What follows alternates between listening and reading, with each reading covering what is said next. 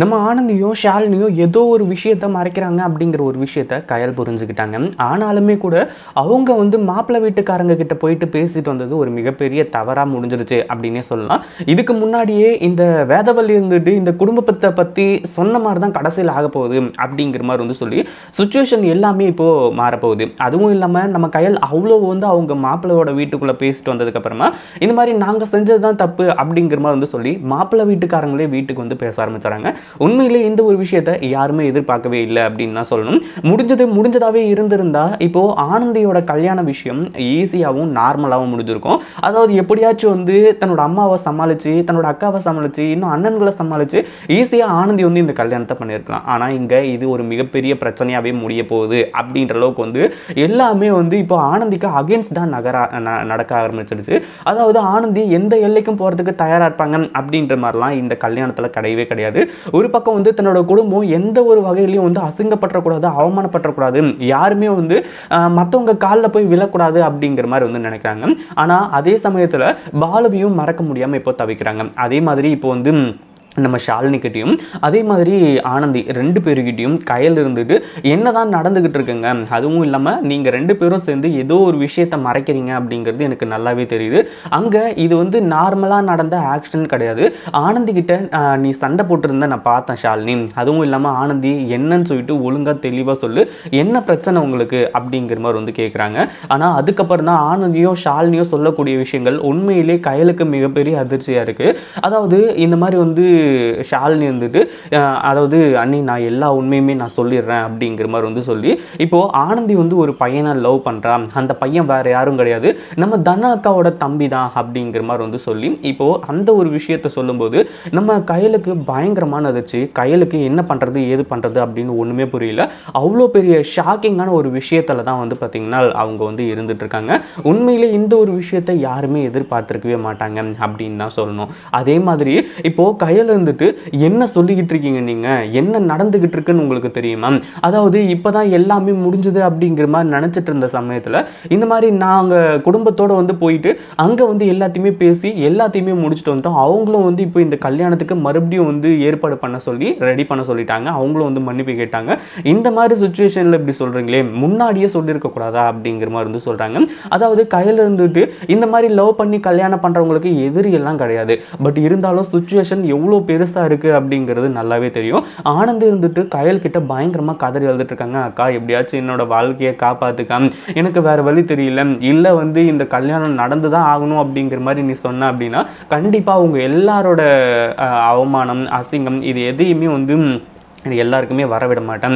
உங்களோட மானம் தான் முக்கியம், இந்த குடும்பம் தான் எனக்கு முக்கியம், எனக்கு வந்து என்னோட வாழ்க்கை அதாவது நான் லவ் பண்ணுறதெல்லாம் எனக்கு வந்து முக்கியம் கிடையாது, நீ எதுபடி சொல்கிறியோ அதுபடியே நான் கேட்குறேங்க்கா அப்படின்ற மாதிரி வந்து சொல்லி ஆனந்தி இப்போது பயங்கரமாக கதறி எழுதிட்டு இந்த மாதிரி ஒரு விஷயத்த சொல்ல ஆரம்பிச்சுறாங்க.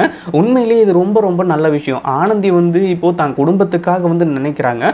அதாவது மற்ற பொண்ணுங்களை மாதிரி வந்து இந்த மாதிரி நான் லவ் பண்ணது தான் முக்கியம், நான் லவ் பண்ணவனே வந்து நான் கல்யாணம் பண்ணி தான் ஆகும், கைப்பிடிச்சி தான் ஆகும் அப்படின்ற மாதிரி வந்து சொல்லி ஓடி போகாமல் இங்க இந்த குடும்பம் தான் முக்கியம் நிக்கிறதுனால இப்போ நம்ம கையில இருந்துட்டு ஆனந்தி நீ அழாத, இந்த சிச்சுவேஷனை எப்படி ஹேண்டில் பண்றதுன்னு பார்க்கணும், கொஞ்சம் பொறுமையாக தான் இது எல்லாத்தையுமே டீல் பண்ணணும் அப்படிங்கிற மாதிரி நினைக்கிறாங்க.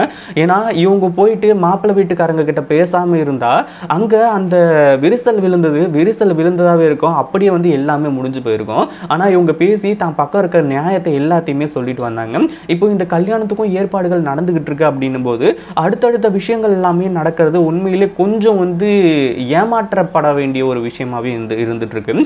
அதே மாதிரி காமாட்சி கிட்டயும் இந்த விஷயத்தை பத்தி பேச முடியாது. ஏன்னா இதுக்கு முன்னாடி நம்ம தனத்தோட அண்ணன் ஒருத்தர் வந்து பேசினாங்க இல்லையா, இந்த மாதிரி வந்து பாலு வந்து ஒரு பொண்ணை லவ் பண்ணுறான், அந்த பொண்ணுக்கு ஏற்கனவே வந்து கல்யாணம் ஃபிக்ஸ் பண்ணிட்டாங்க அவங்க வீட்டில் அப்படிங்கிற மாதிரி வந்து சொல்லியிருந்தாங்க. அந்த ஒரு விஷயத்தப்பவே வந்து நம்ம காமாட்சி அதாவது வேறு ஏதோ ஒரு குடும்பத்துக்கு இப்படி நடக்க போகுது அப்படின்னும் போது அந்த குடும்பம் எவ்வளோ ஃபீல் பண்ணோம், என்ன நடக்கும் ஏது நடக்கும் அப்படின்றத நினச்சி தன்னோட அம்மா காமாட்சி அவ்வளோ ஃபீல் பண்ணாங்க அப்படிங்கிற ஒரு விஷயம் நல்லாவே கயலுக்கு தெரியும். அதனால் இந்த ஒரு விஷயத்தை பற்றி டைரெக்டாக போய் நம்ம கயல் இருந்துட்டு இப்போது நம்ம காமாட்சி கிட்ட பேசவே முடியாது. ஏன்னா இது மிகப்பெரிய ஒரு அவங்க அம்மாவுக்கு உடம்பு சரியில்லாமல் போகலாம், இந்த ஒரு விஷயத்தை கேட்டு கண்டிப்பாக வந்து ஹார்ட் அட்டாக் வரலாம், இப்படி பல விஷயங்கள் எந்த விஷயங்கள் வேணாலும் நடக்கிறதுக்கு வாய்ப்பு இருக்குது. அந்த ஒரு காரணத்தினால வந்து கையில் இருந்துட்டு இதை பொறுமையாக தான் டீல் பண்ணணும். அதே மாதிரி ஆனந்தி நீ இதை பற்றியும் கவலைப்படாத, இந்த கல்யாணத்தை தடுத்து நிறுத்தி நான் வந்து உன்னை பாலு கூட சேர்த்து வைக்க வேண்டியது என்னோட கடமை அப்படிங்கிற மாதிரி வந்து சொல்கிறாங்க. பட் இருந்தாலும் இதில் இது மட்டும் தான் பிரச்சனையா அப்படின்னு கேட்டிங்கன்னா, இப்போது பாலு வந்து வேறு யாராச்சும் ஒரு பையன், அதாவது வேறு ஏதோ ஒரு குடும்பத்தை சேர்ந்த ஒரு பையனாக இருந்திருந்தா இங்கே பிரச்சனையே கிடையாது. இப்போது மூர்த்தியோட மச்சான், அதாவது மூர்த்தியோட ஒய்ஃபு தனத்துக்கு தம்பி அப்படிங்கிறது தான் மிகப்பெரிய பிரச்சனை. அதனால் என்ன பிரச்சனை அப்படின்னு கேட்டிங்கன்னா, அதாவது ஏற்கனவே வந்து மூர்த்திக்கும் அந்த குடும்பத்துக்கும் ஆகாது, அந்த குடும்பத்தில் ஏதாச்சும் மூர்த்தியை பேசுவாங்க, இந்த மாதிரி பல விஷயங்கள் வந்து நடக்கும்.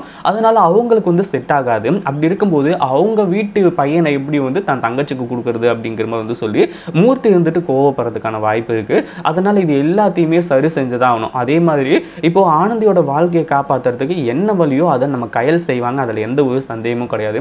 இப்போ தான் ஷாலினிக்கெல்லாம் வந்து ரொம்ப நிம்மதியாகுது. ஏன்னா ஷாலினியெல்லாம் வந்து எந்த அளவுக்கு வந்து பயந்துக்கிட்டு இருந்தாங்க அப்படின்றது நல்லாவே தெரியும். அதுவும் இல்லாமல் இதை கையில் அன்னிக்கிட்ட சொன்னால் மட்டும்தான் இதுக்கான ஒரு தீர்வு கிடைக்கும் அப்படின்ற மாதிரி சொல்லி முன்னாடியே ஆனந்தி கிட்ட சொன்னாங்க. ஆனந்தி தான் அதை கேட்காம இருந்துட்டு இருந்தாங்க. அதனால தான் வந்து இவ்வளோ பெரிய பிரச்சனையும் இல்லை அப்படின்னா அந்த அளவுக்கு பிரச்சனைகள் இருந்திருக்காது. பட் இருந்தாலும் நம்ம கையில் இருந்துட்டு தன்னோட தங்கச்சியை வந்து யாரை லவ் பண்ணுறாங்களோ அவங்களுக்கு கல்யாணம் பண்ணி வைக்கலாம் அப்படின்ற ஒரு முடிவில் இருந்துட்டு இருக்காங்க. அதில் எந்த ஒரு சந்தேகமும் கிடையாது. அடுத்தடுத்து எல்லாமே வந்து இன்னும் பயங்கரமான விஷயங்கள்லாம் நடக்க போகுது. ஏன்னா கையலுக்கு உண்மை தெரிஞ்சதுக்கப்புறமா கையல் யாருக்கிட்டையும் சொல்லாமல் அடுத்து என்ன பண்ண போகிறாங்க அப்படின்றது தான் சுவாரஸ்யமாக இருக்கும். இதை பற்றி நீங்கள் என்ன நினைக்கிறீங்க? அந்த வீடியோ பிடிச்சிருந்தா லைக் பண்ணுங்கள், ஷேர் பண்ணுங்கள். இப்போ தான் நம்ம சேனலுக்கு ஃபர்ஸ்ட் டைம் வரீங்க அப்படின்னா கீழே இருக்க சப்ஸ்கிரைப் பட்டனை ப்ரெஸ் பண்ணிக்கோங்க.